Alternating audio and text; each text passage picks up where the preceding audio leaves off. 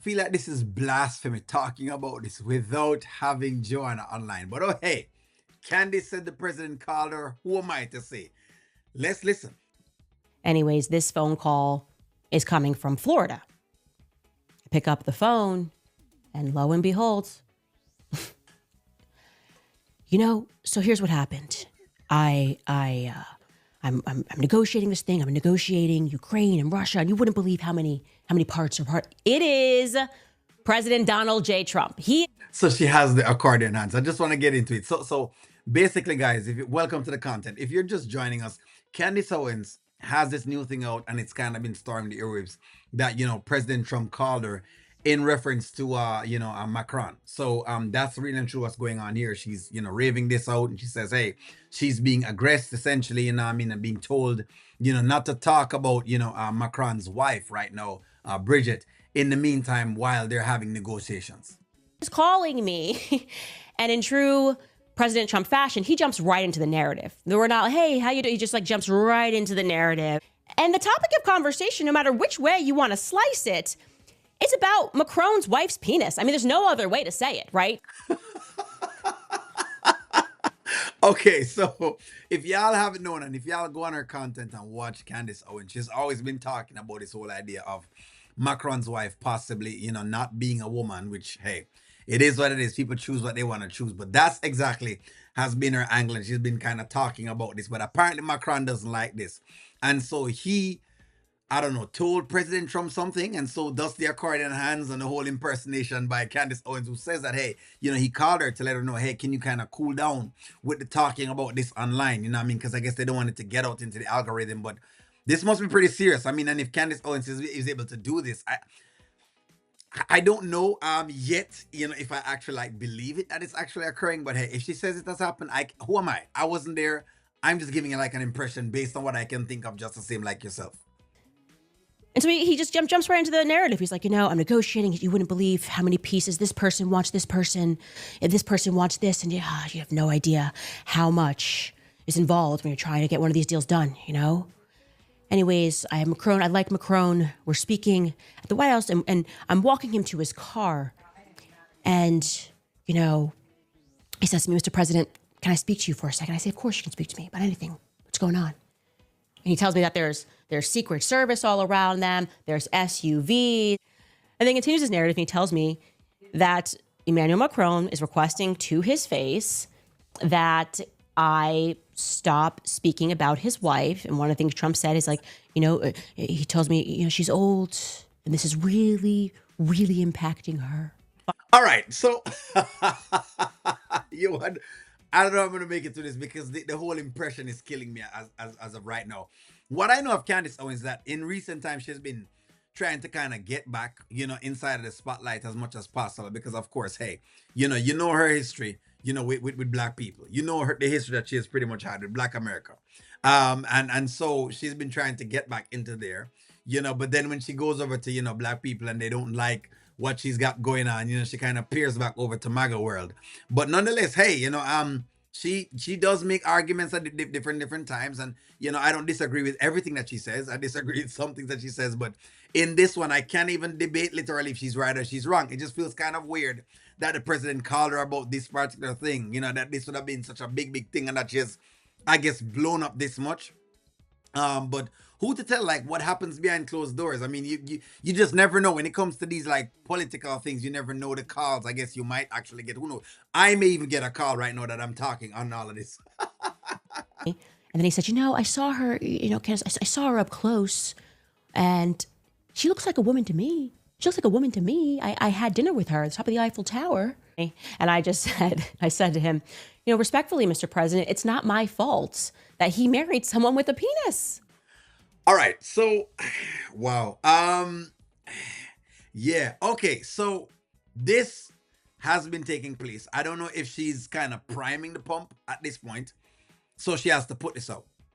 And I'm going to get into, Patrick David and their show, because apparently they now are going off on her.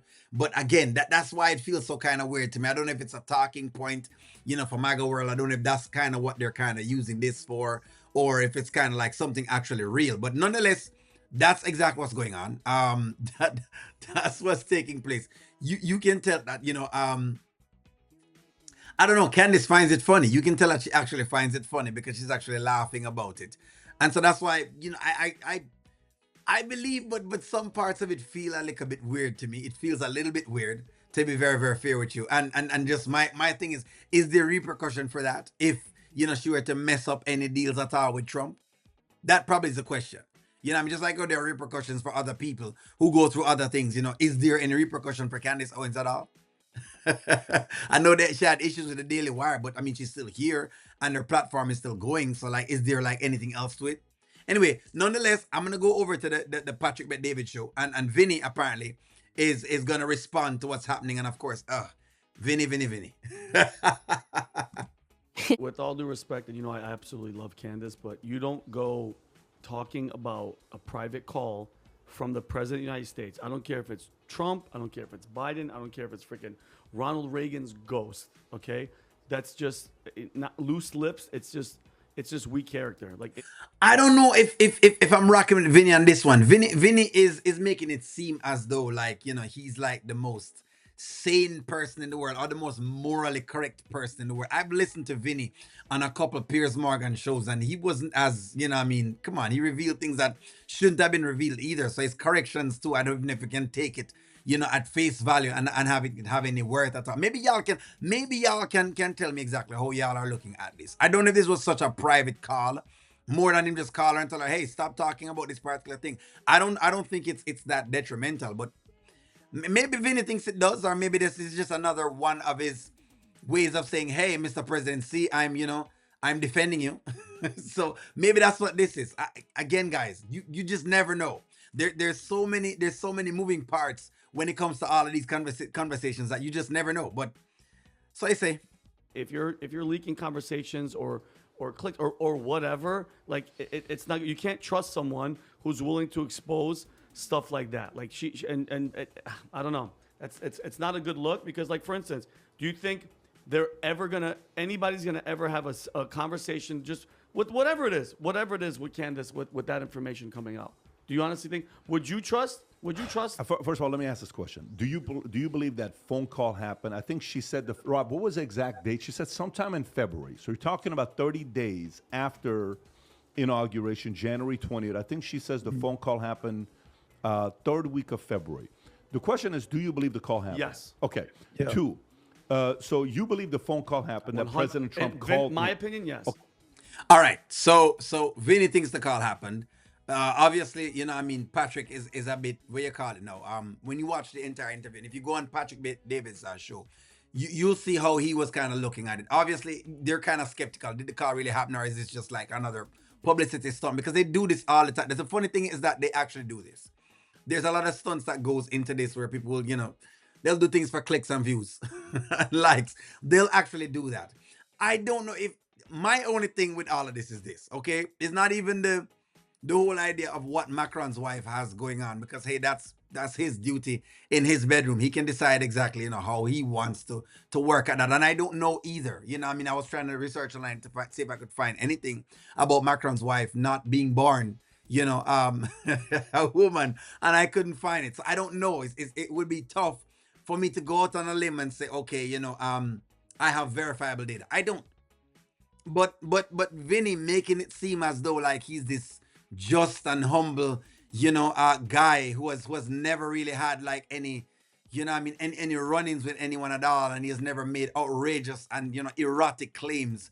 Is asinine. It really and truly is asinine, and I don't I don't rock with what he's saying. No, I don't know if this is like a stunt, because sometimes I see them do this where they do the back and forth. It's almost like that back and forth between Elon and Trump. Like they do this back and forth where you think that MAGA world is having like a clash, and then I don't know. Some days later, all of a sudden they make up, and then you hear that, oh, I'm sorry, and I was out of character, and then something else comes out. So I don't know if they're being pitted against each other to make it look like something is going on. I don't know if you guys see what I'm saying.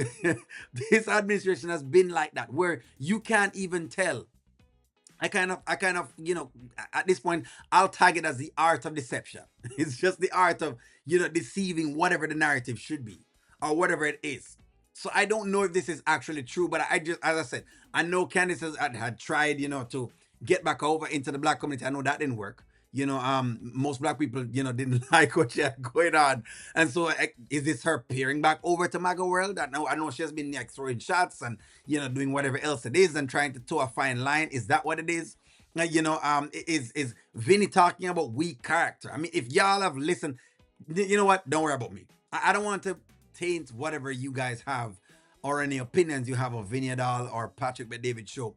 Go over and watch the content for yourself. Watch other content and compare, and then come back and then just comment. That's just all I have to say about it. But do you think it's real? Did President Trump actually call Candace Owens? I think that's the question we're all left with. It seems like it. It seems like it. It seems like it. I'd probably say 90% I'd say yes, and there's a 10% to say that it's just another one of those deceptive moves. Let me know what y'all think. Like, share, comment, subscribe. I'm going to talk to y'all soon. I won't even get into it.